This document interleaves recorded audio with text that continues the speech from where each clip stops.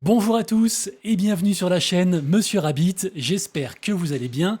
Vous le savez ici, tous les jours je vous partage le meilleur de l'actu crypto, memecoin, NFT, jeux blockchain et airdrop, entre autres choses, dans un format qui dure un petit quart d'heure. Et c'est pas encore fait, pensez à vous abonner à la chaîne. Alors vous le voyez, la vidéo du jour sort un petit peu tard et vous saurez à la toute fin de la vidéo pourquoi, j'en dis pas plus. Également aussi je vous montrerai aujourd'hui comment diviser son investissement par deux en quelques instants. On parlera aussi bien sûr memecoin, on parlera NFT, gaming, pas mal de choses. Je vous précise que la vidéo du jour est réalisée en collaboration avec le média Crypto News. Je vous le rappelle, c'est un partenaire récurrent et de confiance de la chaîne. C'est avant tout un site d'actu crypto entièrement gratuit et dispo en français. Et en fait, c'est plus que ça, c'est un tout en un, puisque dessus, vous retrouverez également des guides, des conseils, les comparatifs entre différents exchanges, différents produits crypto au général. Également aussi un côté vidéo avec tous les plus gros créateurs de contenu FR qui du coup sont agrégés, sont regroupés sur le site. Et bien sûr aussi des analyses complètes sur les projets et tendances du moment. Également aussi des dossiers sur les futures narratives, bref, plein de choses. Je vous laisse aller faire un tour dessus sur Crypto News. Vous retrouverez le lien, comme d'habitude, en description et en commentaire épinglé juste en dessous. Ensuite, à l'instant où je vous parle, nous sommes donc le mardi 3 juin. Il est presque 18 h et vous le voyez, le marché est en positif aujourd'hui. Ça fait du bien après une période de forte incertitude. Alors malheureusement, on n'a pas encore quitté cette période, puisque vous le savez, le contexte macro au niveau de la finance et même juste de la géopolitique reste quand même très compliqué. Côté crypto, on n'a que des news bullish, c'est assez fou. Mais voilà, dans le reste du monde, c'est un petit peu la pagaille.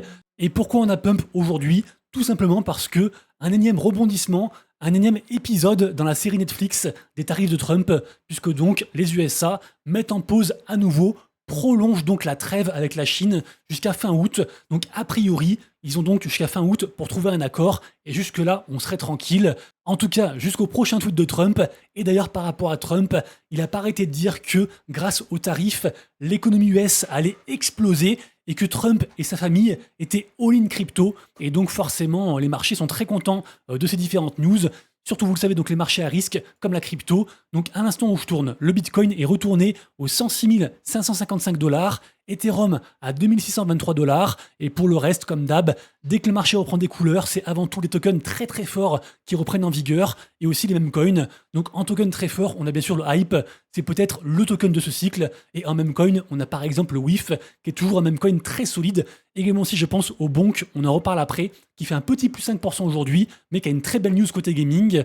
Ensuite, également aussi, puisqu'on parle de même coin, il faut dire quand les choses vont, et il faut dire aussi quand elles vont pas. Donc, vous le savez, hier, je fais une vidéo où je vais annoncer avoir fait un x100 sur le projet Loud, c'est très bien, mais des fois aussi, bien sûr, et même plus souvent que ce que je gagne, souvent, en fait, je perds de l'argent, et donc, ça a été le cas, enfin, ça aurait pu être le cas, pardon, je me corrige, sur le projet Mind, puisque je le rappelle, ce projet Mind of PP était une pre-sale d'ailleurs que j'ai partagée sur une vidéo dans le cadre d'un partenariat avec l'équipe marketing. Et moi en perso, j'avais investi à l'intérieur. Alors c'était environ, je crois, 4-5 mois. Et j'avais mis, je crois, quasiment 500 $, un poil moins. Aujourd'hui, à 16 h, le token est sorti. Et heureusement, j'étais devant mon ordi quand c'est sorti. Et donc j'ai pu vendre en fait sur la mèche rouge qui est ici. Puisque vous le savez, ma stratégie, c'est d'acheter au plus tôt possible une pre-sale, quelle qu'elle soit, surtout des mêmes coins en général, ou alors des projets gaming, et dès que le token sort, je vends au maximum pour mes ROI, et après je laisse un petit bag, en mode ce qu'on appelle moon bag, donc au cas où le token fasse une perf incroyable, et bien au moins je suis pas sorti du projet, et je peux continuer un petit peu à run avec le projet. Là au final, vous le voyez, le projet s'est écroulé, et par rapport au prix moyen de la pre-sale, on est sur, on va dire, un moins 30%, sachant que c'est tombé à quasiment divisé par 3 quand c'est sorti. Donc les gens qui ont paniqué, après genre une demi-heure, ils ont perdu un max.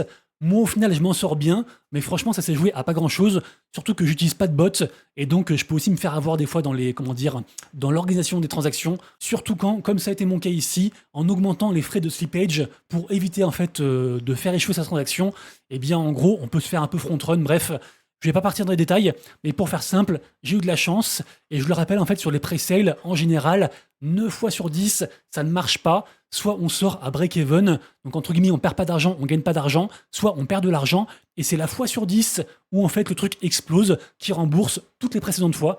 En général, c'est comme ça que ça marche, comme par exemple avec le PEPU, je sais pas si vous vous rappelez, un token à même coin qui marche encore très bien à l'heure actuelle. Bref, du coup, on attend la prochaine pre-sale avec impatience, mais celle-ci, même si le projet peut encore remonter, pour moi c'est un échec. Et donc, en fait, après cette mèche, moi j'ai revendu le reste de mes tokens parce qu'en fait, un départ comme ça, en gros, j'en veux pas. Ensuite, on passe au côté marché NFT. Vous le savez, tous les matins sur mon compte Twitter, je vous partage un récap de ce qui se passe dans la journée. Globalement, le marché NFT se porte de mieux en mieux. Ça reste encore bien sûr très niche, mais vous le savez si vous suivez ma chaîne, on a eu des très belles victoires en fait dernièrement côté NFT, donc vraiment ça fait du bien, y compris bien sûr au portefeuille. Aujourd'hui, rien de particulier, il y a toujours, on va dire, pas mal de volume sur les collections Moonbirds, suite donc à leur rachat, dont j'ai parlé je crois hier. Également aussi pas mal de mouvements côté Base, vous le voyez, avec des belles collections qui sont en fait farmées par OpenSea, puisque je le rappelle aussi sur OpenSea, beaucoup de gens en fait farment à la fois l'activité, donc faire du volume, lister des NFT, acheter, revendre, mais aussi les quêtes qui sont accessibles pour tout le monde. Certaines sont quasiment gratuites. Par exemple, on va dire que acheter un peu de token sur Base pour 5 $, au pire vous achetez je sais pas, du stablecoin sur Base, peu importe, et au moins faites la quête, vous gagnez de l'XP, et à terme donc on aura du airdrop de la CryptoSea, de la marketplace donc OpenSea, une des plus grosses, et donc on espère bien sûr un gros airdrop. Également aussi, on remarque beaucoup de volume côté Polygon. Vous le voyez, on vient d'atteindre les 2 milliards de volume de vente de NFT donc sur Polygon en tout temps, donc depuis que ça existe. C'est évidemment une étape très importante, surtout en fait que Polygon, actuellement ça n'a pas la cote. Autant au cycle dernier, c'était on va dire une des blockchains favorites, une des cryptos favorites. Autant maintenant en fait les gens s'en foutent un petit peu, et pourtant il y a un projet qui marche très très bien, et c'est pour ça que ça fait beaucoup de volume côté NFT, c'est le projet Courtyard, qui est juste en gros de la tokenisation de cartes, entre guillemets des cartes à collectionner. Ça peut aussi être des cartes à jouer, des cartes Pokémon, pas mal de choses. Et ça, en fait, les gens en sont fans, puisque grâce à Courtyard, en fait, on peut acquérir des cartes physiques et ne pas avoir à les stocker chez soi, et juste en gros les réclamer plus tard, par exemple. Et en gros, ce qu'on achète, c'est plus le titre de propriété de la carte qui est finalement tokenisé. Et en fait, c'est une boîte qui cartonne. Donc voilà. Également aussi, dans mon tweet, je rappelle aussi les collections que moi je surveille aujourd'hui, notamment parmi les nouvelles. Entre autres, on a un mint en partenariat avec OpenSea sur la boîte Rect Drinks. Vous savez, donc une marque de boisson. Également aussi, ils ont une collection NFT. Ils ont aussi un token, pas mal de choses. C'est un projet très intéressant, avec un fondateur très respecté. Et aussi, il se passe des choses côté Somnia, donc une blockchain actuellement en testnet. Aujourd'hui, donc, on a le mint de Dark Table. C'est un jeu de cartes qui se joue à 4 et qui sera dispo en free-to-play. Et ce qui est intéressant, c'est que Somnia, en fait, on n'en parle pas beaucoup, mais je trouve que ça build pas mal, notamment côté gaming et côté NFT. Et aussi, bien sûr, on le rappelle, les gens spéculent sur un airdrop de la crypto Somnia quand la blockchain sortira. Et donc, ça peut être intéressant de se positionner sur certains, on va dire, projets un petit peu, on va dire, prometteurs. Ça peut être le cas de ce jeu. Ça peut aussi être le cas de la collection Bambi, dont le mint aura lieu le 5 juin. Donc dans 2 jours, c'est une collection NFT PFP très attendue. Et donc ça sera sur Ethereum pour ce mint-là. Et plus tard, en fait, ils vont bridger. Ça coûte pas trop cher, 0,025 ETH. Et il est encore possible de choper des whitelists pour ceux que ça intéresse. Et sinon, pour moi, la collection, on va dire le blue chip pour l'instant sur Somnia, qui est également aussi sur Ethereum, c'est cette collection-ci, la collection Kills Adventure. D'ailleurs, je crois que moi j'ai vendu le mien il y a un petit temps, j'en ai pas encore acheté, mais je crois qu'il y a aussi du stacking et que en gros le airdrop est quasiment validé pour eux. Ça reste comme de la spéculation, mais voilà, c'est la collection, je pense, à surveiller sur cet écosystème. Également aussi, on pourrait aussi reparler aujourd'hui de Clénosaur. Alors, le floor price des NFT est, comme on l'a vu hier, toujours vers les 13-14 sols. Par contre, en plus donc de leur seconde collection, les Popkins sur Sui, eh bien Clénosaur annonce une nouvelle, on va dire, pour leur écosystème au général, à savoir l'arrivée très prochainement d'une série. Alors de mémoire, je crois qu'il y aura 39 ou 49 épisodes qui seront sur YouTube et aussi sur un autre média. Donc imaginez ça arrive sur Netflix, ce serait juste incroyable. Dans tous les cas, je le rappelle, Clénosaur, c'est un petit peu le pendant, on va dire, des Pudgy Penguins qui eux sont sur Ethereum, et Clénosaur, eux, ils sont sur Solana, et maintenant aussi sur Sui. Il y a aussi un jeu qui va arriver avec les studios Gameloft. Dans tous les cas, voilà, je pense, gros projet à surveiller que j'aime beaucoup. Et pour terminer côté NFT, avant de parler gaming, bravo encore une fois à l'artiste Sam Pratt, puisque donc un de ses Crâne of Lucy, Skull of Lucy, une de ses plus grosses collections, vient de se vendre pour 120 Ethers, donc soit 300 000 $ à ce mec, donc un entrepreneur entre guillemets un peu connu dans l'écosystème. Et puis donc voilà, comme quoi en fait l'art NFT, peu importe le bear market, le bull market, je le répète souvent, mais il y a régulièrement en fait des grosses ventes comme ça. Alors après, est-ce que c'est du blanchiment d'argent? On ne pourra jamais savoir, mais dans tous les cas, il y a un petit cercle d'artistes NFT qui se farcissent et qui vendent des œuvres à des prix incroyables. Je pense par exemple aussi à Beeple ou encore aussi à Xcopy par exemple et d'autres encore. Bref, on passe à la partie gaming et malheureusement, l'hécatombe continue. Ça va être la fin de Dogami, malheureusement. Dogami, un jeu qui était backé par Ubisoft, également aussi par Animoca Brands, un fonds d'investissement hongkongais que j'aime beaucoup. Et Dogami, là, apparemment, il y a une sombre histoire de redressement judiciaire. J'ai pas tout suivi, mais en gros, ils cherchent un racheteur. Et a priori, jusqu'à juillet, Dogami existe encore. Mais voilà, ça me paraît quand même très compromis. Et vous le savez, actuellement, c'est une hécatombe, je me répète, mais quasiment tous les 2 jours, on a un projet gaming qui se termine, qui meurt. Donc c'est bien triste, hein, mais le constat, c'est compliqué. Également aussi, côté token gaming, c'est aussi compliqué. J'aime bien l'analyse de Oscar, de Memento Mori. En gros, c'est un petit tracking sur les principaux tokens gaming. Et on le voit par rapport à l'ATH, on est dans le rouge, mais complet. La seule très grosse victoire qu'on a eue dernièrement, c'est par rapport au jeu Maple Story, qui est d'ailleurs actuellement en phase de campagne de Play to Airdrop, pour ceux que ça intéresse. Et le airdrop de la crypto NXPC a régalé. Mais malgré ça, vous le voyez, ça n'a pas suffi à contrebalancer la sous-performance du marché gaming. On attend avec impatience la gaming season. Vous le savez, ma théorie, c'était que GTA 6 pouvait l'amener. Malheureusement, ça a été repoussé. Et donc, ça coïncide plus trop avec potentiellement l'arrivée de la alt season qui pourrait se produire, on va dire, pleinement à partir de septembre-octobre à la rentrée. Par contre, je le rappelle aussi, cet été va sortir le MMO de Axie Infinity, qui est donc le précurseur des Play to Earn. Le jeu qui d'ailleurs, moi, m'a onboardé donc vers le Web 3, depuis la police jusqu'à être streamer sur Axie à l'époque. Il y a de ça quasiment 4 ans maintenant. Bref, le constat actuel reste quand même très compliqué, mais peut-être que Axie va, comment dire, remettre de la lumière sur le côté gaming. On sait jamais, affaire à suivre. D'ailleurs, Axie Infinity, qui est sur la blockchain Ronin, et en fait, c'est la même équipe, c'est la même team qui est derrière Ronin et qui est derrière donc Axie, c'est Sky Mavis. Et Ronin actuellement fait face à une vague de critiques, puisque la blockchain Ronin, c'est ouverte à tout le monde.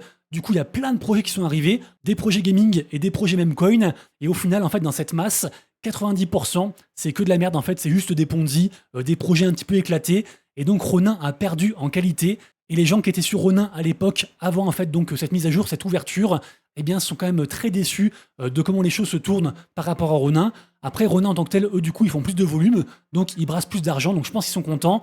Mais voilà, il y a eu un Ronin avant et il y a un Ronin après. En tout cas, le token, lui, il est vraiment dans les choux. Regardez-moi ça comme il sous-performe. On n'a même pas réussi à reprendre les 1 $. Donc moi, je crois toujours très fortement en Ronin. J'ai un bon bag. J'ai aussi un bon bag d'AXS, la crypto de gouvernance de Axie. Donc ça reste finalement lié à la même boîte. Je stack tout ça. Et donc je me dis que quand la gaming season va arriver, je pense que c'est des bags qui vont pump. Mais pour l'instant, ça fait assez flipper. Et le gaming, je le répète, tout le monde s'en fout. Enfin, dernière annonce, dernière nouvelle, à la fois côté Memcoin et côté gaming, puisque je parle du Bonk. Alors le Bonk, vous le savez, c'est un Memcoin que moi j'aime beaucoup. J'ai un bon bag. C'est donc celui-ci qui fait un petit plus 5% aujourd'hui. Il est juste ici. Et le Bonk, en fait, il y a vraiment une très grosse commu.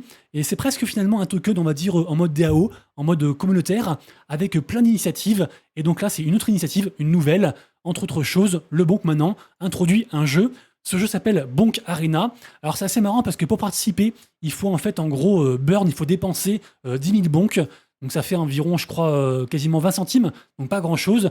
Et donc ils appellent ça un spawn to earn, puisque donc en dépensant ces 10 000 bonks, eh bien vous allez spawn sur la map et après donc affronter les gens. Et sachez qu'il y a 10 000 balles à gagner, donc sur 30 jours. Donc voilà, quelques images actuellement à l'écran. Et ça, en fait, c'est juste une initiative de la part de Bonk. Ils font plein de choses, ils tentent plein de choses. Et c'est pour ça, en fait, que j'aime beaucoup ce même coin. Et pour moi, ce sera, je pense, un des gros runners s'il y a un jour El Famoso Memcoin Season. J'y crois encore un petit peu. Et enfin, info bonus. Je vous l'ai dit, la vidéo sort un petit peu en retard. Pourquoi ? Alors, j'avais dit que j'en parlerais plus, mais en fait, j'ai passé tellement de temps depuis hier sur ce jeu, ce Ponzi. En gros, c'est le jeu Wizard sur Abstract.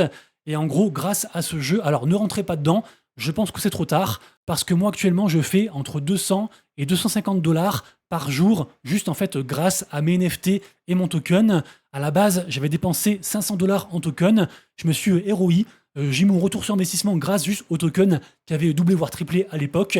Et donc, je joue un petit peu, on va dire, en mode gratuit. Et juste là, en fait, le projet s'est un petit peu relancé. Et donc, grâce à mes assets, eh bien, je fais en fait différentes quêtes. C'est juste un click to earn. Et voilà, ça me génère de l'argent. Et en général, quand un projet génère trop d'argent comme ça peut pas durer. Il y a forcément une durée de vie très très courte.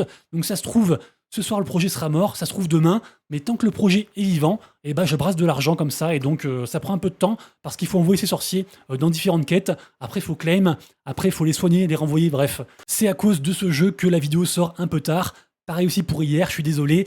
On arrive à la fin de la vidéo. J'espère que ça vous a plu et que je vous ai apporté un petit peu de valeur. Si c'est le cas, pensez à vous abonner, liker, partager et commenter. Ça booste l'algorithme YouTube. Merci à tous pour le soutien. Je vous souhaite une très bonne journée. On se donne rendez-vous demain, même heure, même endroit. Et d'ici là, comme toujours, prenez soin de vous, de vos proches et de vos wallets. C'était Monsieur Rabbit. Ciao.